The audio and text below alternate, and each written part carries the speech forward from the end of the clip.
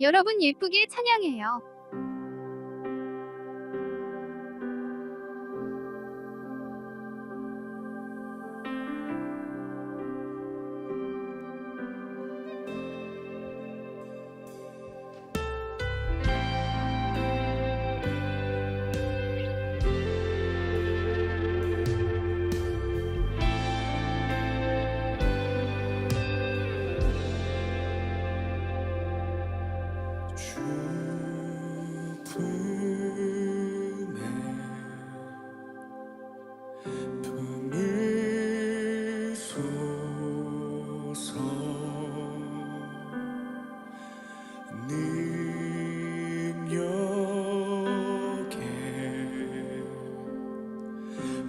발로 덮으소서.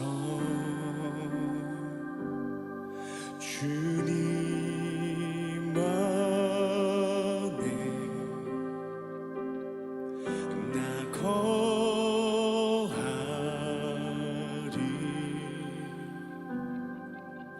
주님여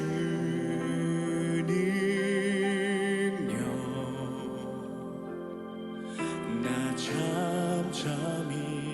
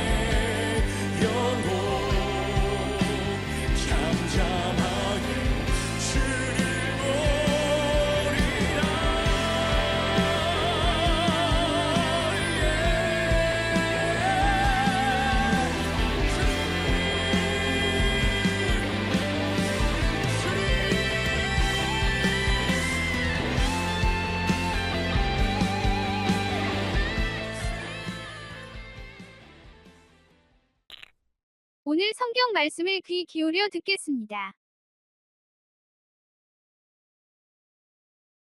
어느 날 예수님께서 제자들과 함께 배에 오르셨습니다. 예수님께서 말씀하셨습니다. 호수 건너편으로 가자. 그래서 그들이 떠났습니다. 가는 동안 예수님은 잠이 드셨고 사나운 바람이 호수로 불어닥쳤습니다. 배에 물이 가득 차서 위험에 빠졌습니다.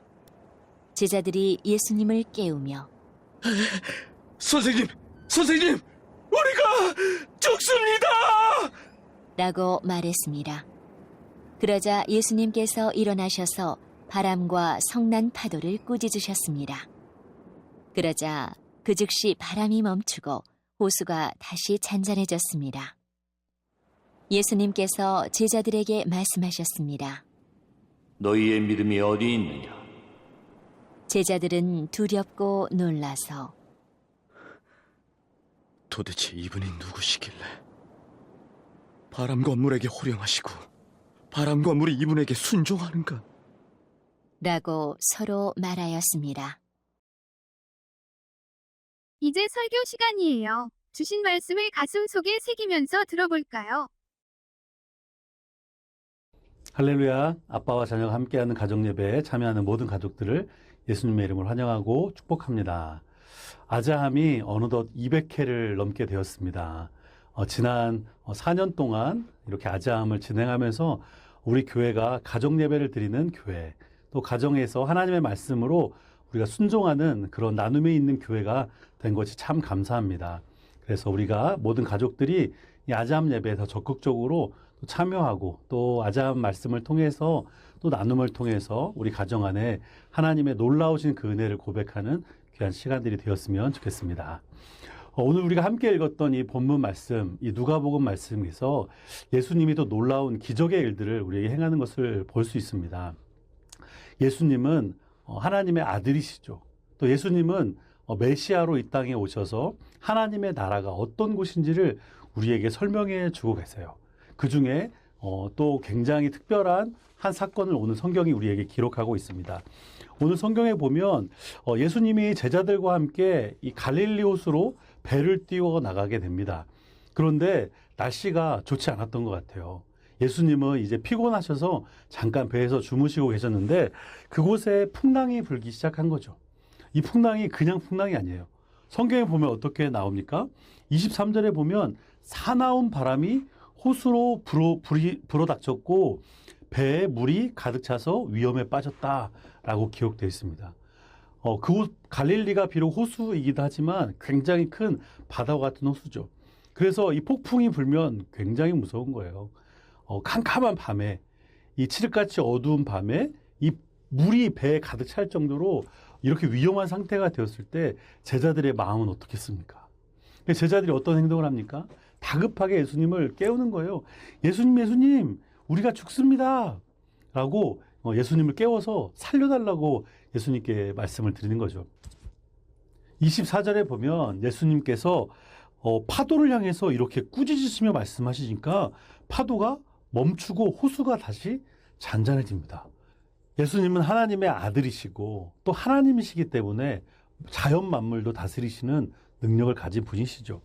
그리고 예수님이 제자들을 향해서 마지막 이렇게 말씀하십니다. 너희들의 믿음이 어디 있느냐. 예수님이 이러한 상황을 보고 왜 믿음에 대해서 제자들을 꾸짖듯이 이렇게 말씀하셨을까요? 우리가 잘 아는 것처럼 예수님은 이 땅 가운데 오셔서 크게 세 가지 일을 하셨어요. 첫 번째는 하나님의 나라가 어떤 나라인지 우리에게 가르쳐 주셨죠. 또 두 번째로 복음, 그러니까 우리가 어떻게 하면 하나님의 나라에 들어갈 수 있는지 이 구약 성경에서 또 어떻게 말씀을 하고 있는지 이 말들을 늘 설교를 해주셨죠. 또 세 번째로 병이 들린 사람을 낫게 하시고 귀신들을 내어 쫓는 이 놀라운 사역을 하셨어요. 우리가 이것을 좀 어려운 말로 메시아 사역이다라고 얘기하는데요. 메시아, 구원자이신 예수님이 하실 수 있는 사역이었던 거죠. 사람은 절대 불가능합니다. 우리가 어떠한 능력이 있다고 이렇게 자연 만물을 다스리거나 죽은 사람을 살리거나 귀신을 내어 쫓거나 병을 고칠 수 있는 능력이 있겠습니까? 그런데 예수님은 하나님의 아들이셨기 때문에 이 일들이 가능하셨던 거예요. 왜 이 일들을 사람들에게 보여주셨을까? 왜 놀라운 일들을 가르쳐 주셨을까?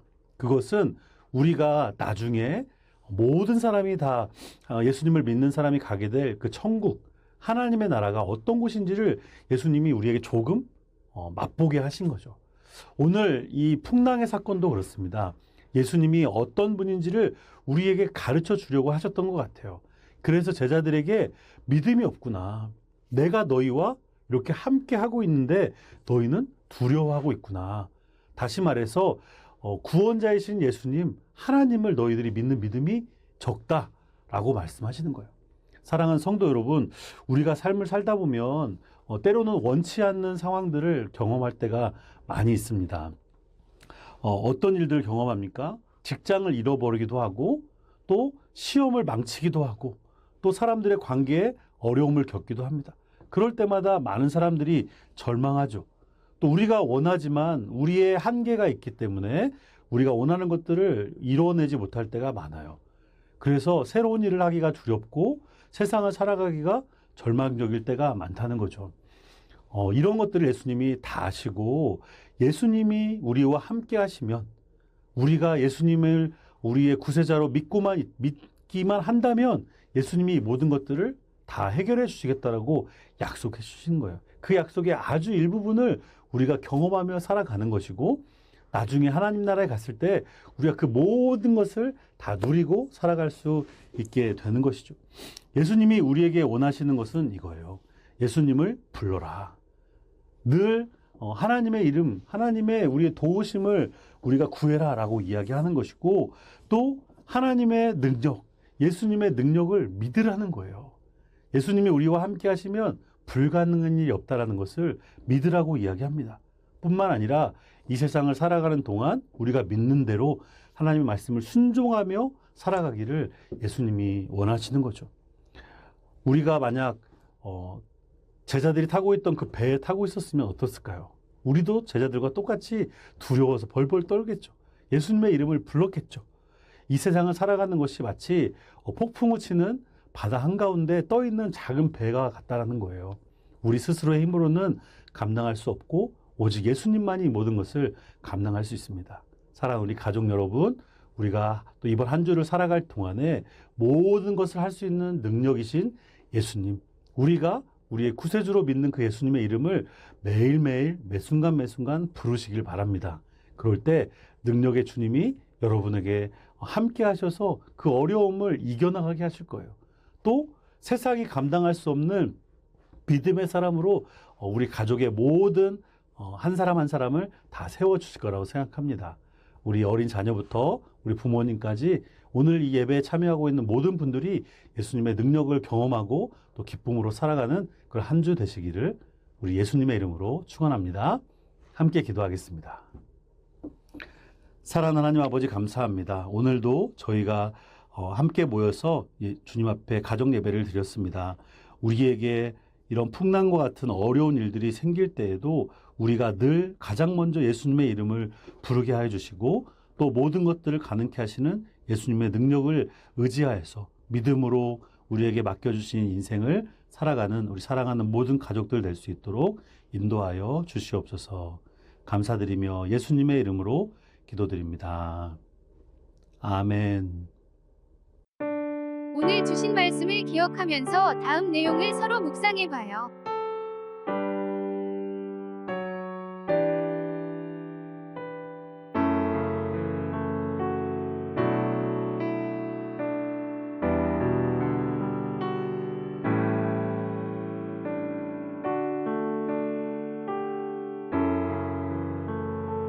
이제 주님께서 주신 기도로 예배를 마치겠습니다. 정성껏 마음 모아 기도합시다.